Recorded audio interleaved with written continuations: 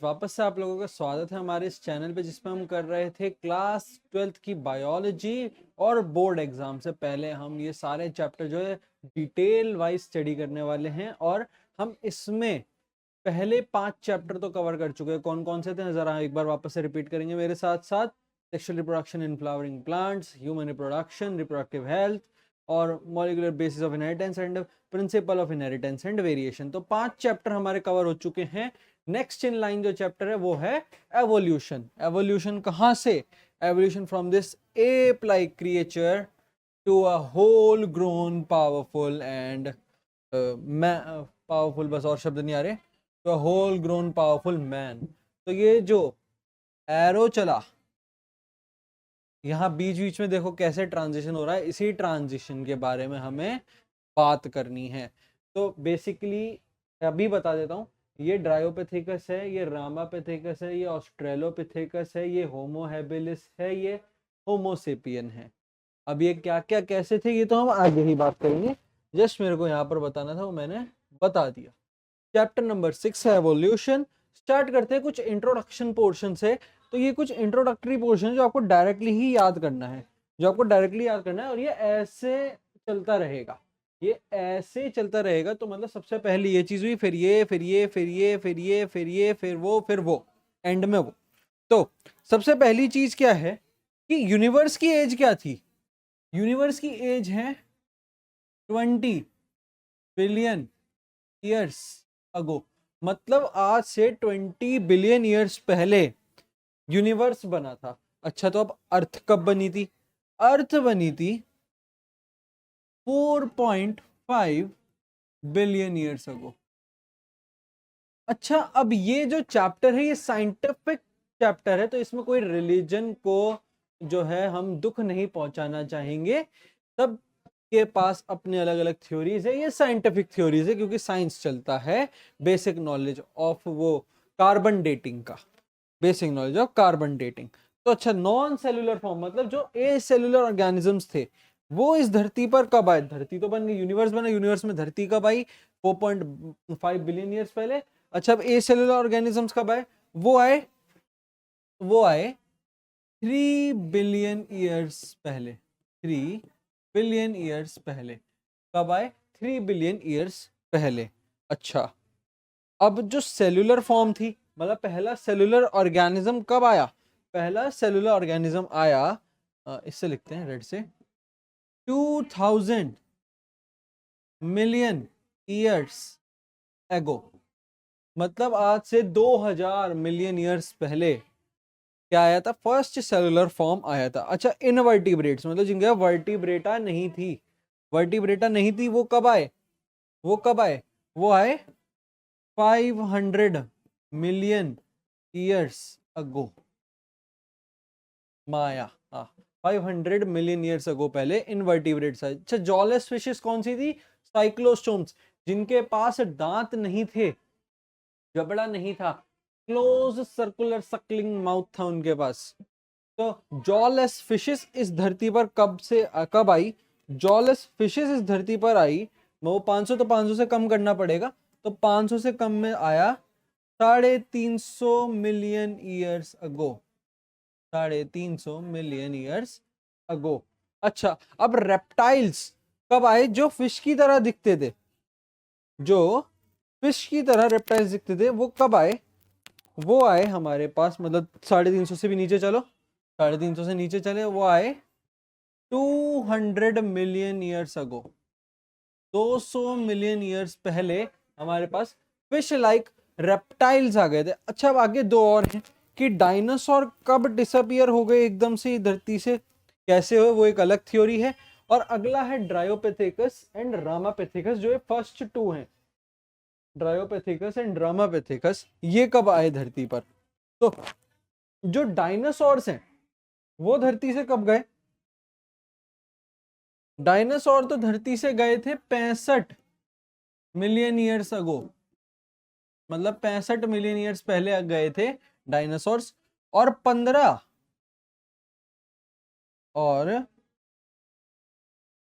Million years पहले, 15 million years पहले इस धरती पर इंसान जैसे जानवर आना चालू हो चुके थे, ड्रायोपेथिकस एंड रामापेथिकस, ड्रायोपेथिकस एंड रामापेथिकस। तो ये फर्स्ट आपके पास जो पोर्शन है इसमें। अच्छा, ये होने के बाद आगे क्या है आपके पास, कुछ साइंटिस्ट के नाम है और उनकी थ्योरीज हैं।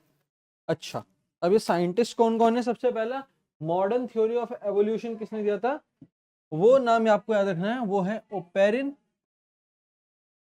ओपेरिन एंड हाल्डेन ने, एंड हाल्डेन ने, ओपेरिन एंड हाल्डेन ने। अच्छा, हॉट डाइल्यूट सूप किसने दिया था? वो सिर्फ हाल्डेन ने अकेले दिया। हॉट डाइल्यूट सूप हाल्डेन ने अकेले दिया। ओके, हॉट डाइल्यूट सूप की बात हो गई, मॉडर्न थ्योरी ऑफ जेनेटिक्स की बात हो गई। जर्म थ्योरी, जर्म थ्योरी दी थी लुई पास्चर ने, जर्म थ्योरी दी थी लुई पास्चर ने, लुई पास्चर। नाम आपको अच्छे से याद रखने पड़ेंगे।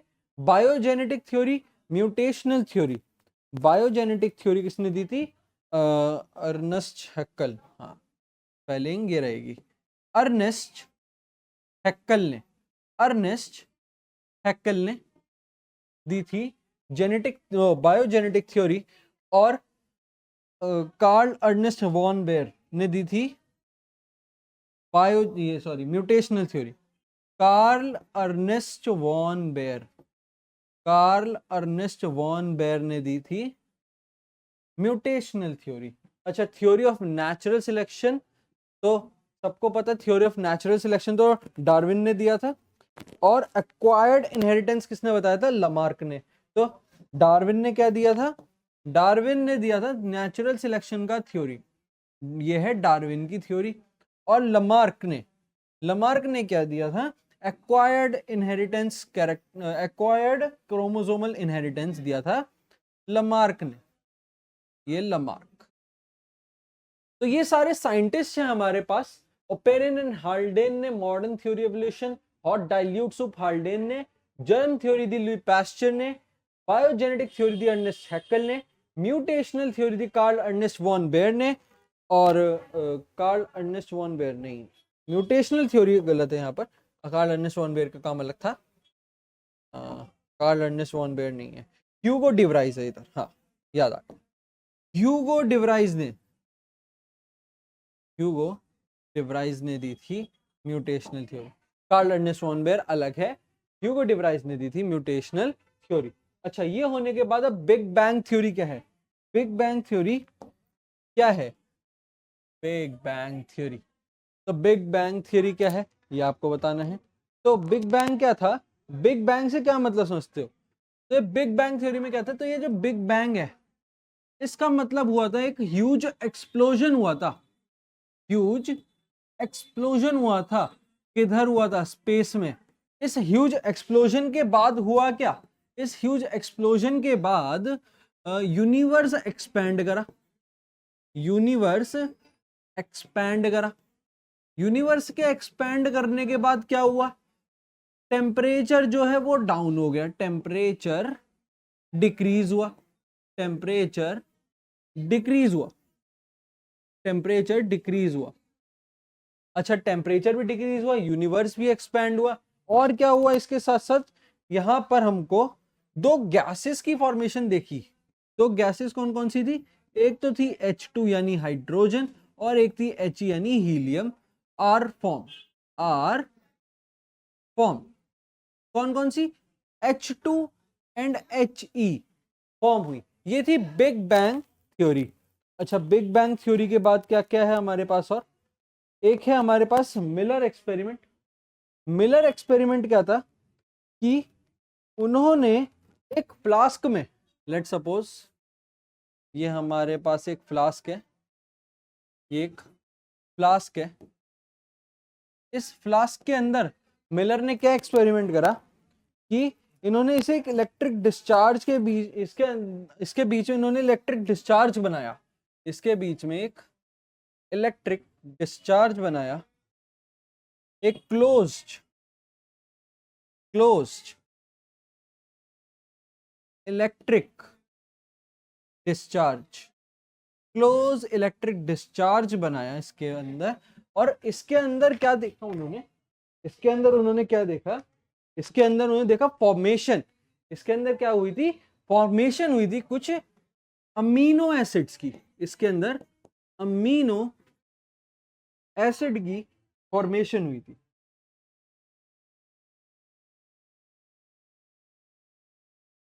Amino acid formation. तो ये है इतना इसका मिलर का एक्सपेरिमेंट, अमीनो एसिड की इन्होंने फॉर्मेशन देखी। अच्छा, अब इसके अंदर था क्या क्या, फ्लास्क के अंदर क्या क्या था, फ्लास्क के अंदर क्या क्या था वो बात करते हैं। तो inside flask, inside flask, inside flask, inside flask क्या था, methane gas, H2 gas, H2O के वेपर्स, NH3 अमोनिया, ये कुछ गैसेस इनसाइड फ्लास्क थी। और जब उसके अंदर इलेक्ट्रिक डिस्चार्ज हुआ तो अमीनो एसिड्स की फॉर्मेशन देखने को मिल गई थी, अमीनो एसिड की फॉर्मेशन देखने को मिल गई थी। अच्छा, अब कुछ एक्स्ट्रा बातें करते हैं कि दो आइलैंड्स पे अलग अलग लोगों ने काम करा था, दो आइलैंड्स पे अलग अलग लोगों ने काम करा था। तो पहला जो साइंटिस्ट था वो है Alfred Wallace, Alfred Wallace, Alfred Wallace ने एक काम करा था। कहाँ काम करा था वो बताते हैं। और दूसरे थे चार्ल्स डार्विन, दूसरे थे सबके चहीते चार्ल्स डार्विन, ये है चार्ल्स डार्विन। तो चार्ल्स डार्विन ने अलग काम करा और उन्होंने एल्फ्रेड वैलेस ने अलग काम करा। तो एल्फ्रेड वैलेस ने जहां काम करा वो था मलाय आर्कीपेलागो, मलाय आर्कीपेलागो, आर्कीपेलागो, ये एक आइलैंड है मेडिटेरियन सी में, मलाय आर्कीपेलागो आइलैंड। और चार्ल्स डार्विन ने जहां काम करा उस जगह का नाम था गैलापैगस आइलैंड, गैलापैगस, गैलापैगस आइलैंड। अच्छा, अब ये आइलैंड कहाँ है, गैलापैगस आइलैंड है पैसिफिक ओशन में, पैसिफिक ओशन में गैलापैगस आइलैंड है। और अल्फ्रेड वैलेस ने करा था मलाय आर्कीपेलागो पे काम। अच्छा, अगले हमारे पास होमोलोगस ऑर्गन्स, होमोलोगस ऑर्गन्स, सीधी सी बात है, होमोलोगस यानी एक आसान ट्रिक से आपको बताते हैं कि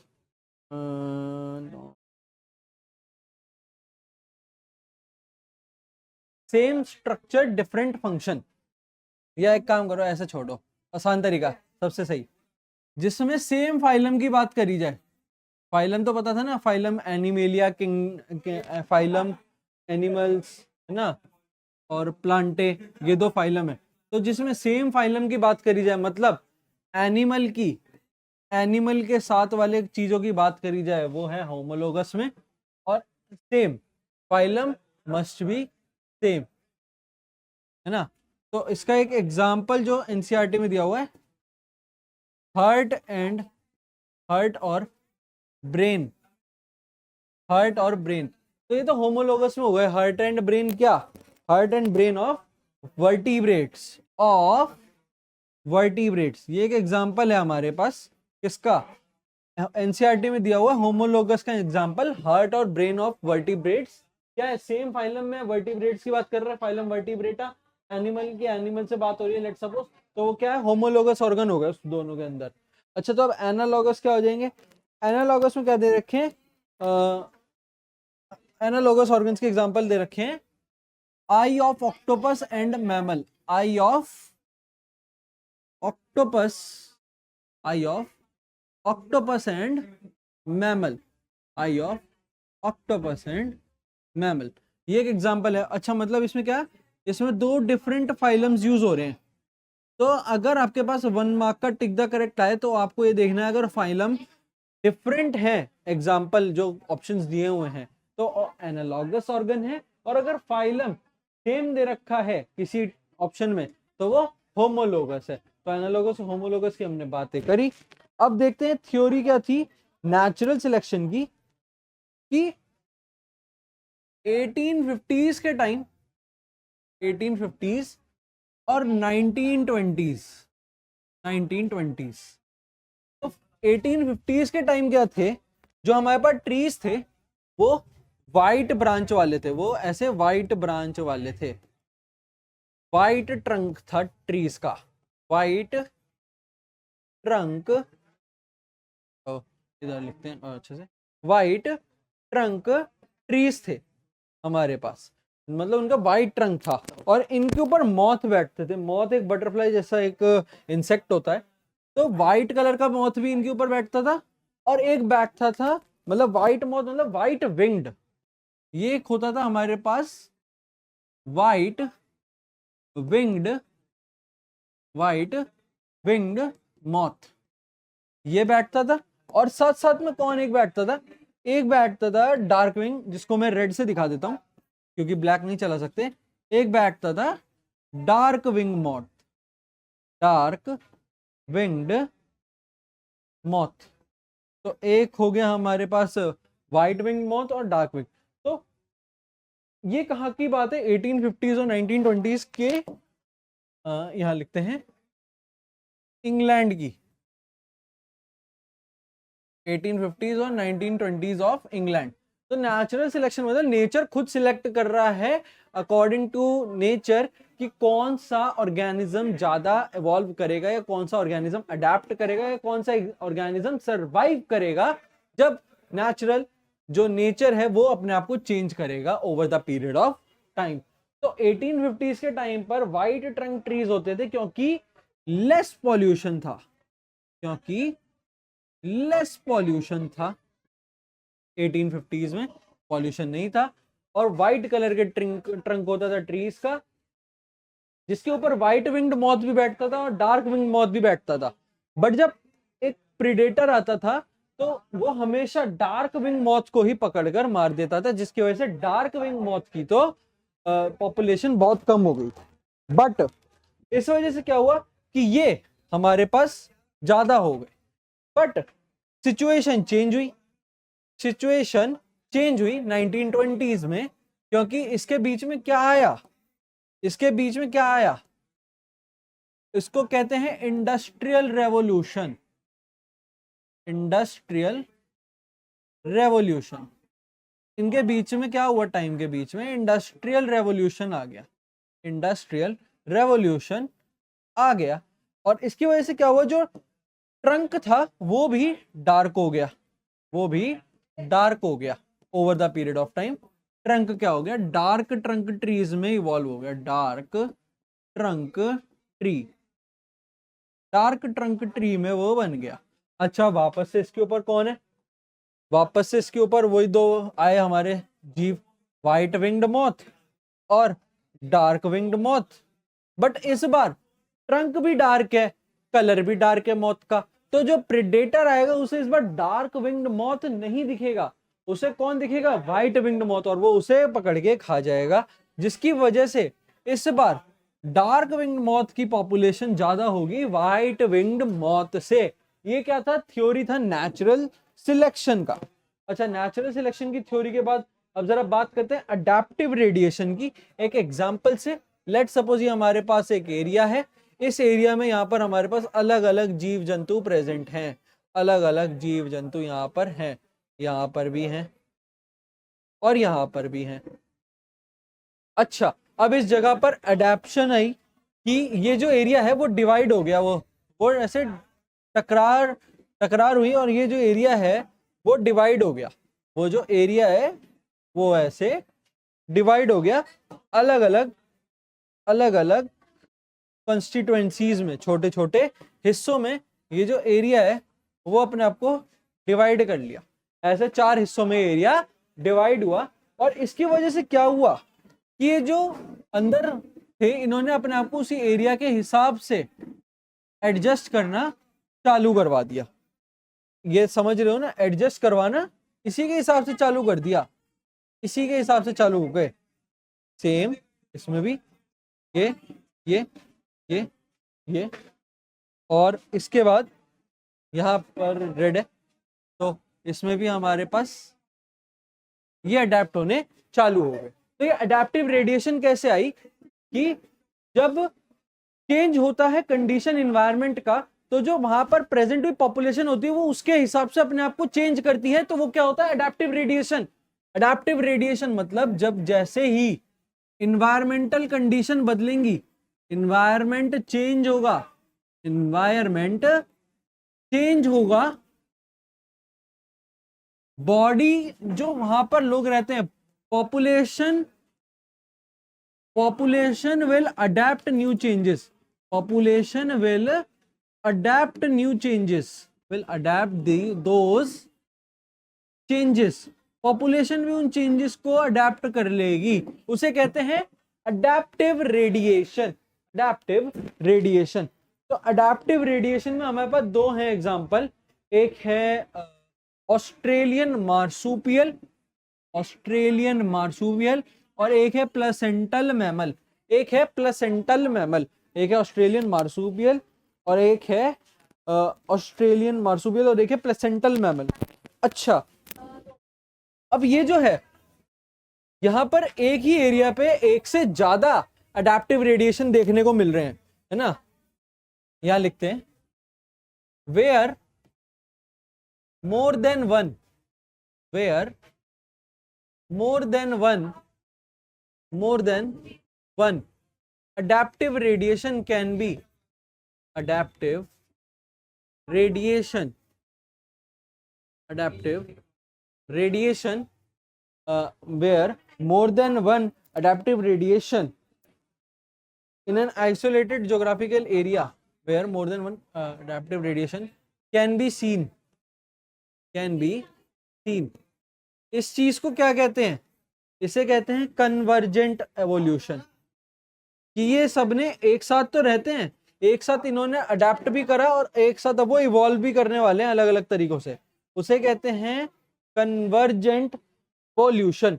और कन्वर्जेंट एवोल्यूशन का एग्जांपल ही क्या था, Australian marsupial and placental mammal, Australian marsupial and placental mammal. तो यहाँ पर कुछ है कि ऑस्ट्रेलियन मार्सूपियल क्या है, मार्सूपियल मोल है, प्लेसेंटल मैमल म्यूल है, मोल है। नम्बैट क्या है, एंटीटर ऑस्ट्रेलियन मार्सूपियल में, और एंटीटर नॉर्मल क्या है, प्लेसेंटल मैमल। प्लेसेंटल मैमल क्या है, माउस, बट ऑस्ट्रेलिया में जाकर इन्होंने अपने आप को अडेप्ट करके क्या बनाया, मार्सूपियल माउस। एक होता है लेमूर ना, लेमूर, और ये होता है normal placental mammal, but Australia में क्या पाया जाता है इसकी जगह, स्पॉटेड कस्कस। एक होती है flying squirrel, placental mammal, but वहां ऑस्ट्रेलिया में जाकर क्या बनेगी, फ्लाइंग फेलेंजर। यहाँ होता है बॉब कैट, वहां क्या मिला, Tasmanian liger cat, Tasmanian liger cat. Wolf की जगह क्या देखने को मिला, तस्मानियन वुल्फ, तस्मानियन वुल्फ हमको देखने को मिला। तो इसमें नॉर्मली दो एग्जांपल है हमारे पास, एक है ऑस्ट्रेलियन, ऑस्ट्रेलियन मार्सूपियल, मार्सूपियल। अच्छा, अब ये ऑस्ट्रेलिया में ही जाकर चेंज कैसे हो गए, ऑस्ट्रेलिया मतलब कॉन्टिनेंटल ड्रिफ्ट, एक पूरा ही कॉन्टिनेंट, एक पूरा ही कॉन्टिनेंट इस वर्ल्ड में एक अलग जगह पर बसा है बाकी वर्ल्ड से, बाकी वर्ल्ड से। ये क्या होता है, ये होता है कॉन्टिनेंटल ड्रिफ्ट। और ये कौन है, ऑस्ट्रेलिया है, ये ऑस्ट्रेलिया ने करा। और ऑस्ट्रेलिया के करने की वजह से जो ये सब वहां भी प्रेजेंट थे, मोल ही था वहां भी, एंटीटर ही था वहां, माउस ही था, लेमूर ही था, फ्लाइंग स्क्विरल ही थी, बॉबकैट ही थी, वुल्फ ही थी, बट जैसे ही वो वहां पर ड्रिफ्ट आया और वहां के उन्होंने चेंजेस को अडेप्ट करना चालू करा, तो वो थोड़ा सा बदल गए अपनी ओरिजिनल कलर, शेप और स्ट्रक्चर और सारी चीजों से वो थोड़ा सा चेंज हो गए, क्योंकि वो उस कंडीशन के हिसाब से अपने आप को क्या करके बैठे, अडेप्ट कर बैठे, अडेप्ट कर बैठे। ये था अडेप्टिव रेडिएशन। अच्छा, अब आते हैं डार्विन की थ्योरी पर, डार्विन की थ्योरी पर आते हैं। डार्विन क्या बोलेगा कि अगर एक पर्टिकुलर एरिया में, एक पर्टिकुलर एरिया में 100 एनिमल्स हैं, किसी भी प्रकार का, एक प्रकार का कोई भी एनिमल ले लो और उसके 100 है, तो नेचर क्या करेगा, नेचर नेचर क्या चाहता है, नेचर चाहता है survival of fittest, survival of fittest, यानी इन 100 में से जो आराम से या ऐसे हैं कि बहुत ही थके हुए से जीवन वाले, उन सबको तो मार देगा नेचर, और सिर्फ बचे कुछ जो अच्छे खासे फिट हैं वो ही सरवाइव करने वाले हैं अपने आप को। ये क्या था, डार्विन की थ्योरी थी इवोल्यूशन की। अच्छा, अब डार्विन और ह्यूगो डिवराइस के बीच में लड़ाई हुई। डार्विन और ह्यूगो डिवराइस, जरा अगर आपको याद नहीं आ रहे हैं तो जरा याद दिलाते हैं। जरा डार्विन देखो कहाँ है। डार्विन ने नेचुरल सिलेक्शन, ह्यूगो डिवराइस ने म्यूटेशनल थ्योरी। ह्यूगो डिवराइस ने म्यूटेशनल थ्योरी। अच्छा, अगर डार्विन की इस चीज की बात करें, जो लिखा है सर्वाइवल ऑफ द फिटेस्ट, ये कब आएगा, जब एक पर्टिकुलर ऑर्गेनिज्म अपने अंदर चेंज होती हुई एनवायरनमेंट के हिसाब से चेंज लेकर आएगा, किसमें, अपने अंदर। और वो चेंज आएगा कैसे, म्यूटेशन से। वो चेंज आया कैसे, म्यूटेशन से। तो जब तक म्यूटेशन नहीं होगा तब तक सरवाइव नहीं कर सकते। म्यूटेशन तो जरूरी है। 2019 तक सब अच्छे से जी रहे थे, 2020 में कोविड आया, सब जो अपने आप को म्यूटेट नहीं कर पाए, चेंज नहीं कर पाए उस बढ़ते हुए या उस बदलते हुए एनवायरनमेंट के साथ, वो तो चले गए। जो यहाँ रुके हैं, जो आप पढ़ रहे हो, जो यहाँ मैं पढ़ा रहा हूं, वो कैसे, हमने अपने आप को म्यूटेशन करा, हमने अपने अंदर जो है अपने अंदर म्यूटेशंस लाया, अपने इम्यून सिस्टम को स्ट्रांग बनाया और बहुत सारे प्रिकॉशंस लिए। तो प्रिकॉशंस लेने बहुत जरूरी हैं और चेंज देखना बहुत जरूरी है, सुनना, समझना और करना बहुत जरूरी है। वही चेंज क्या है, म्यूटेशन कहलाता है। वही चेंज आपका सर्वाइवल करवाएगा और वही डार्विन ने बताया था। तो अब ह्यूगो डिवराइस ने क्या बताया था? ह्यूगो डिवराइस ने बोला, तो डार्विन की तो बात कर दी, डायरेक्ट एक काम करते हैं, ह्यूगो डिवराइस की बात करते हैं। डायरेक्ट ह्यूगो डिवराइस, उसने क्या बताया था?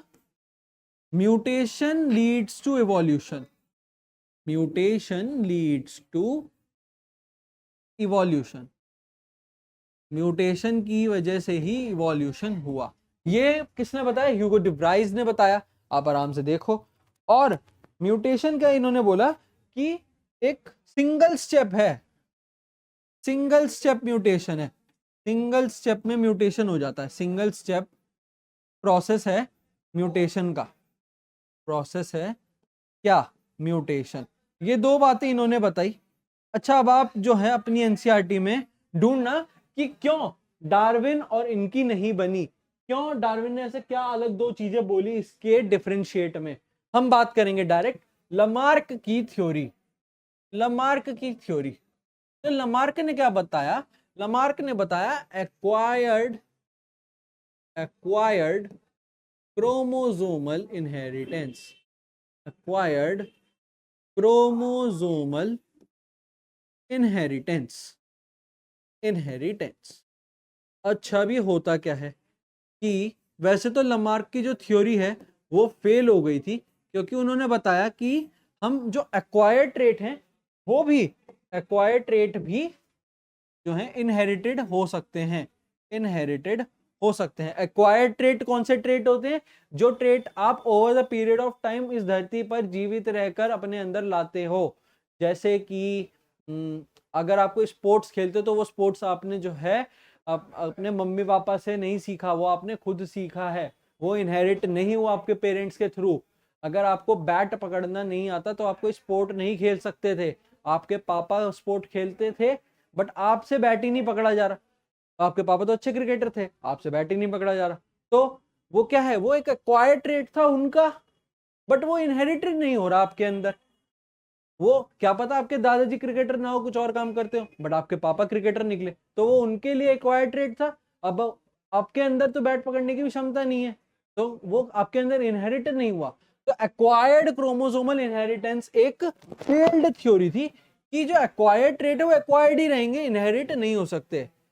तो ये एक फेल्ड थ्योरी थी, यह बहुत अच्छे तरीके से फेल हुई थी मार्केट के अंदर, किसी ने इसको भाव नहीं दिया था, किसी ने इसको भाव ही नहीं दिया था। अच्छा, कुछ कंफ्यूजन्स हैं हमारे पास कि सीलोकैंथ क्या था। फर्स्टली देखा गया था कि सीलोकैंथ तो एक्सटिंक्ट हो चुके हैं, ये एक्सटिंक्ट हो चुके थे, सीलोकैंथ एक एनिमल है। बट क्या हुआ, इन 1938 ये साउथ अफ्रीका में वापस मिल गया, ये साउथ अफ्रीका में पाया गया और इसकी फोटो गूगल पर भी है। सीलोकेन थी, जो फर्स्टली एक्सटिंक्ट बोला गया था। अच्छा, बिगेस्ट डायनासोर क्या है? बिगेस्ट डायनासोर है टायरेनोसोरस, और ये कार्निवोरस था, टायरेनोसोरस एक्स। अच्छा, फर्स्ट मैमल कौन है? फर्स्ट मैमल कौन है उसकी बात करते हैं। फर्स्ट मैमल कैसे दिखते थे? फर्स्ट मैमल दिखते थे थोड़े बहुत श्रीव की तरह। फर्स्ट मैमल वर श्रीव लाइक, फर्स्ट मैमल वर श्रीव लाइक। अच्छा, साउथ अमेरिकन के एनिमल्स थे वो ओवर रिडन मतलब उनकी जगह जो है नए एनिमल्स आ गए। वो नए एनिमल्स कौन से थे? नए एनिमल्स थे नॉर्थ अमेरिका के, नए एनिमल्स थे नॉर्थ अमेरिकन एनिमल्स। और इसके आगे क्या लिखा है? ऑस्ट्रेलिया में जो पाउच एनिमल, जैसे कैंगारू एक पाउच एनिमल है, ऑस्ट्रेलिया में है। वो क्यों सरवाइव कर पाया? क्योंकि उस जो ऑस्ट्रेलिया था वो पूरा का पूरा ही क्या कर लिया था? वो कर लिया था कॉन्टिनेंटल ड्रिफ्ट। वो पूरा ऑस्ट्रेलिया ही बाकी वर्ल्ड से अलग जाकर कोने में बस गया। उसकी वजह से वो जो ऑस्ट्रेलिया में पाउच्ड एनिमल्स थे वो सरवाइव कर पाए। ये कुछ कंफ्यूजन जो मैं एक साथ ही लेकर इधर, सबसे मेन हमारे पास है डार्विन की थ्योरी नेचुरल सिलेक्शन की। डार्विन की थ्योरी हमारे पास मेन है। ह्यूगो डिवराइस की हमारे पास मेन थ्योरी है। फिर आगे हम अभी पढ़ेंगे हार्डी विनबर्ग प्रिंसिपल भी बहुत इंपॉर्टेंट है। हार्डी विनबर्ग, ये दो साइंटिस्ट थे यूनाइटेड किंगडम से। उन दोनों का प्रिंसिपल था, मैथमेटिशियन भी थे और एनवायरमेंटलिस्ट भी थे। तो इन्होंने काम जो है मैथमेटिक्स को जो है इन्होंने एवोल्यूशन यानी बायोलॉजी से जोड़ दिया। और एंड में हम देखेंगे फाउंडर इफेक्ट। फाउंडर मतलब ये जो साइंटिस्ट था उसका नाम था फाउंडर, तो फाउंडर का। तो ये चार साइंटिस्ट बहुत ज्यादा ही हमारे पास मेन आते हैं। तो फिलहाल जो मैं आपको बताने वाला हूँ वो मैं बताने वाला हूँ यही जो मैंने अपने कवर पेज पर लगा रखा है। ये कौन है, ये कौन है, ये कौन है, ये कौन है, और ये तो मॉडर्न मैन है। तो मैंने पहले ही लिख दिया है वो सब, ताकि आपको जो है डायरेक्ट याद करवा सके। तो आओ इधर। तो सबसे पहले हमारे पास जो सबसे पहले वाले आपने देखे थे फोटो में वो ड्रायोपिथेकस है। उसके बाद रामापिथेकस है। उसके बाद ये क्या है हमारे पास? रामापिथेकस। जो थर्ड है वो है ऑस्ट्रेलोपिथेकस। और जो ये है इसमें मैंने होमो हैबिलिस नहीं है, होमो इरेक्टस है। होमो इरेक्टस मतलब नाम से समझ में आ रहा है, इरेक्टस मतलब इन्होंने सीधा चलना शुरू कर दिया था। एप्स जैसे थोड़ा बेंड होकर चलते हैं। होमो इरेक्टस वाले जो मैन आए थे उन्होंने जो है सीधा चलना शुरू कर दिया था। उसके अंदर तीन है, जावा man, packing man and Heidelberg. और उसके बाद आता है होमोसेपियन जो आपने एकदम एंड में देखा था, उसमें भी तीन होते थे। पहले थे नियंडरथल मैन, फिर थे क्रोमैग्नन और फिर थे मॉडर्न मैन। तो ये हमारे पास जो है आदमियों का एवोल्यूशन है पूरा। तो इसमें सबसे पहले चीज जो आपको याद रखनी है वो है, इससे दिखाते हैं, ये दोनों was more ape like मतलब ये बंदरों की तरह ही दिखते थे। was more ape like, चलते तो दो पैरों पे थे बट बंदरों की तरह ही इनका जो है वो होता था फिजिकल फीचर और फिजिकल अपीयरेंस। अच्छा, ऑस्ट्रेलोपिथेकस। अब इसके आगे जितने भी हैं आपको उनका क्या याद रखना है? आपको उनका याद रखना है ब्रेन कैपेसिटी, जो कि आप निकालते हो सीसी में। तो ब्रेन कैपेसिटीज बताते हैं हर एक की। ऑस्ट्रेलोपिथेकस की ब्रेन कैपेसिटी है 600 सीसी। जैसे गाड़ी में होता है ना सीसी का इंजन, तो इसमें इनका इंजन 600 सीसी का है। इंजन मतलब ब्रेन। होमो हैबिलिस का थोड़ा सा ब्रेन का इंजन यानी ब्रेन की जो कैपेसिटी है वो थोड़ी सी ज्यादा इनसे अच्छी थी। वो थी 650 से 800 सीसी की। अच्छा, अब होमो इरेक्टस में कौन है? दो हैं, तीन है, जावा man, packing man and Heidelberg. इसमें से आपको इन दो की याद रखनी है क्योंकि हाइडलबर्ग की तो हमको एनसीईआरटी में गिवन ही नहीं है। एनसीईआरटी में हाइडलबर्ग की गिवन नहीं है, तो आपको सिर्फ जावा मैन और पैकिंग मैन की याद रखनी है। जावा मैन की है 900 सीसी, जावा मैन की है 900 सीसी ब्रेन कैपेसिटी, और पैकिंग मैन की है 10,000 1050 सीसी, 1050 50 सीसी। हाइडलबर्ग का हमारे पास डेटा तो गिवन है नहीं। अच्छा, अब आते हैं निएंडरथल मैन। निएंडरथल मैन के अंदर जो कैपेसिटी वो है 1450 सीसी। क्रोमैग्नन, क्रोमैग्नन जो है एवोल्यूशन में सबसे ज्यादा जिनके पास ब्रेन कैपेसिटी थी वो है क्रोमैग्नन। होमोसेपियन में मॉडर्न मैन नहीं है वो जिसके पास सबसे ज्यादा ब्रेन कैपेसिटी थी, क्रोमैग्नन के पास थी, क्रोमैग्नन के पास थी। होमो मॉडर्न मैन और निएंडरथल मैन की सेम है, वो है 1450, वो है 1450 सीसी। तो ये पूरा हमको याद रखना है। अच्छा, इसमें साहब आप क्या याद रखो, सबसे पहले तो आपको मेनली होमोसेपियन की ही याद रखनी है, सबसे ज्यादा इंपॉर्टेंट ही इसमें होमोसेपियन वाला एरिया है, तो आपको याद ही ये रखना चाहिए, सिर्फ होमोसेपियन मेनली याद रखो। बाकी एक बार को याद नहीं भी रखोगे चल जाएगा, एक बार को याद नहीं रखोगे चल जाएगा। अच्छा, अब इनके बारे में थोड़ी सी बातें करते हैं, इनके बारे में थोड़ी सी बातें करते हैं।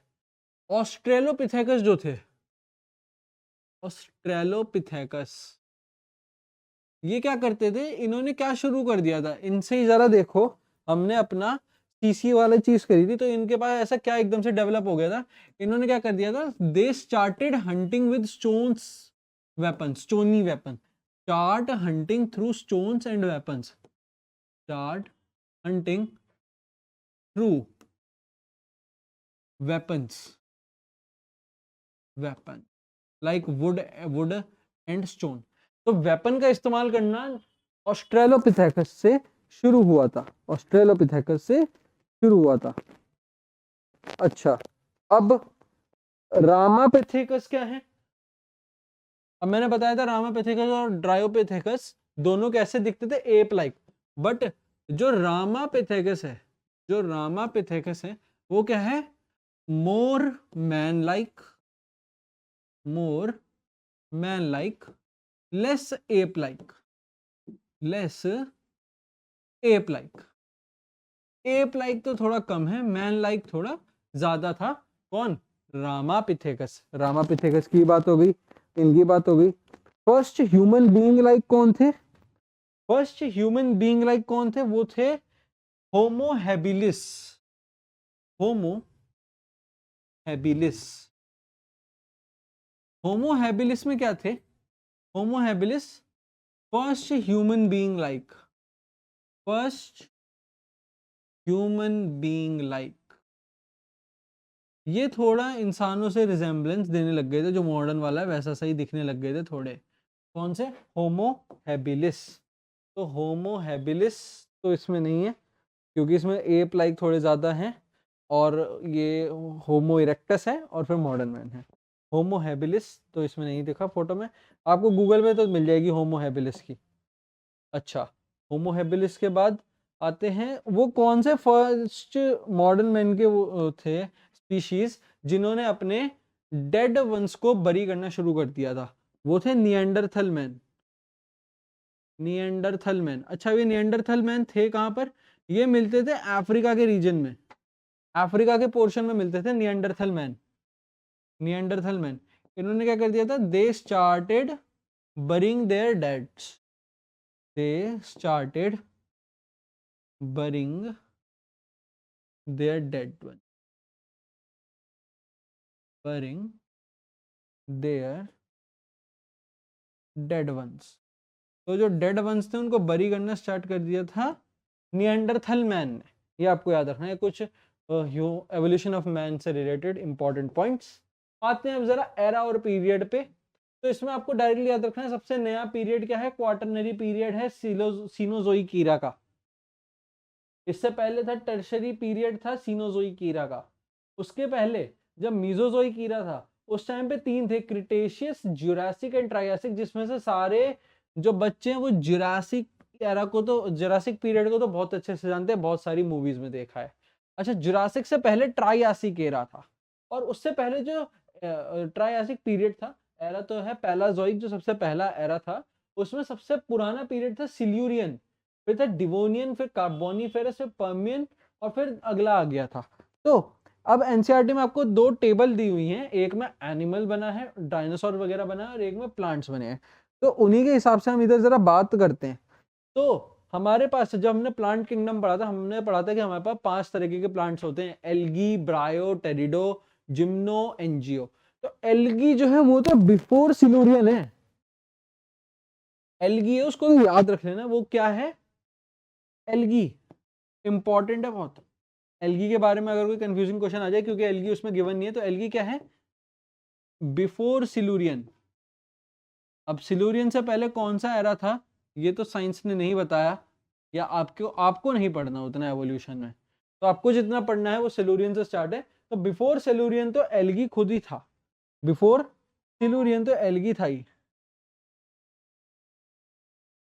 बस आपको इतना याद रखना है।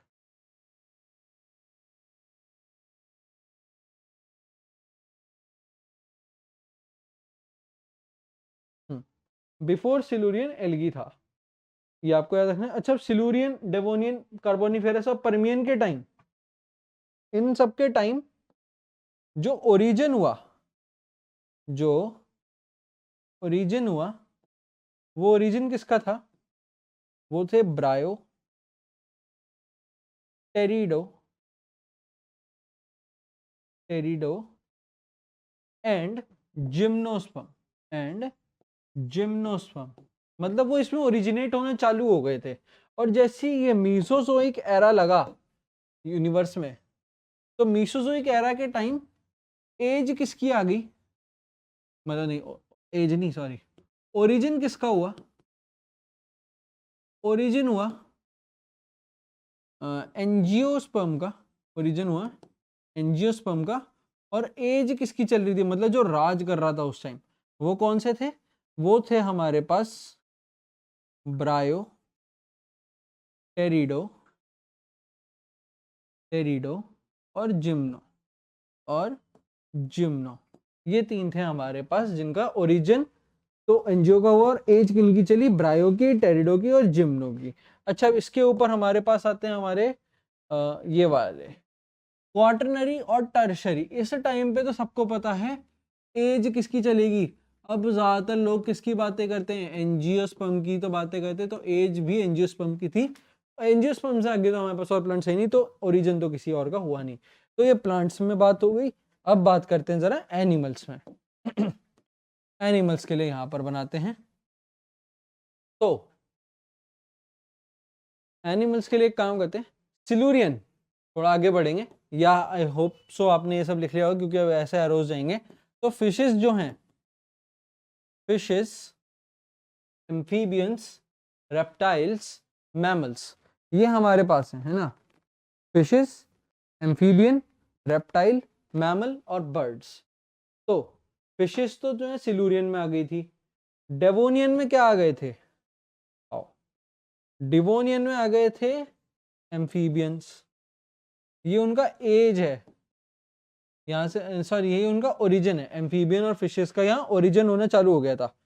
कार्बोनिफेरस में रेप्टाइल्स आ चुके थे, इसमें रेप्टाइल्स आ चुके थे। अच्छा, और परमियन के टाइम कुछ नहीं था। फिर जब ट्राइएसिक एरा लगा, ट्राइएसिक एरा लगा जब, तो कौन आने चालू हो गए थे? तो आने चालू हो गए थे मैमल्स। ये ओरिजिन है मैमल्स। और बर्ड्स जो हैं वो मैमल्स के भी बाद आई हैं, मतलब जुरासिक एरा के टाइम। ये, हाँ, ऑरेंज लें, ये लें, कौन सा लें, ये लेते हैं। हाँ, जुरासिक के टाइम पे बर्ड्स आ गई थी, ये इनका ओरिजिन है, ये इनका ओरिजिन है। अच्छा, तो जब ये यहाँ ओरिजिनेट हुए, तो यहाँ पर एज किसकी होगी? इनकी। इनकी जो एज होगी वो इधर होगी। और जब यहाँ ये ओरिजिन हो रहे थे, यहाँ पर ये ओरिजिन है इनका, ये तो ओरिजिन है, ये भी ओरिजिन है। तो जब यहाँ इनका ओरिजिन हुआ और यहाँ इनकी एज थी, तो इसके ऊपर यानी सीनोजोइक एरा में ये दोनों का क्या होगा? एज होगा। इन दोनों का यहाँ क्या होगा? एज होगा।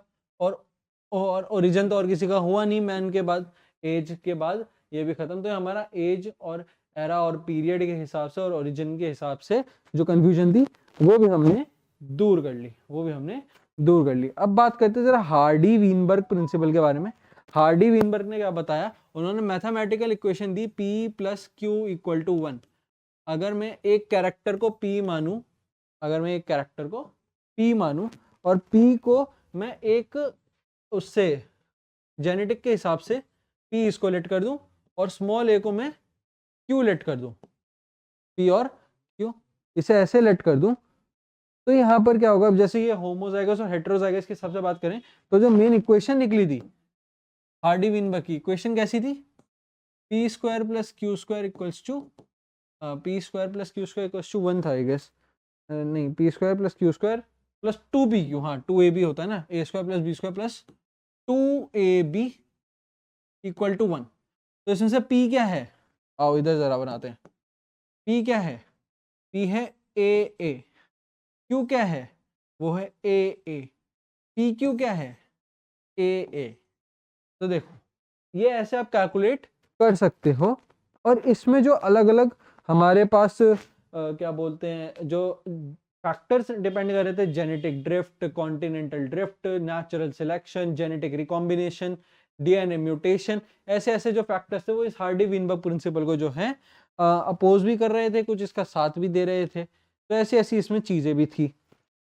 कौन कौन सी, gene, genetic drift, mutation, genetic recombination, natural selection, Darwin theory वगैरह वगैरह। अच्छा, फाउंडर्स इफेक्ट क्या है, फाउंडर इफेक्ट सीधी सी बात है, पीपल स्टार्टेड माइग्रेशन, माइग्रेट होना चालू हुए, पीपल स्टार्टेड माइग्रेशन। फिर क्या हुआ, जैसे ही वो माइग्रेट होना चालू हुआ, देयर एलीलिक और जेनेटिक, देयर एलीलिक और genetics changed, genetics changed due to change in environment। Basic, जो सबसे बेसिक है, change in environment, due to change in environment। फिर क्या हुआ, because of this क्या हुआ हमारे पास at the end, new species formed, new species formed. अच्छा, अब इससे मैं कैसे एक आसान भाषा में समझा सकता हूं। तो सबसे पहले जो निएंडरथल मैन थे वो मिलते थे साउथ अफ्रीका और अफ्रीका, ईस्टर्न अफ्रीका में।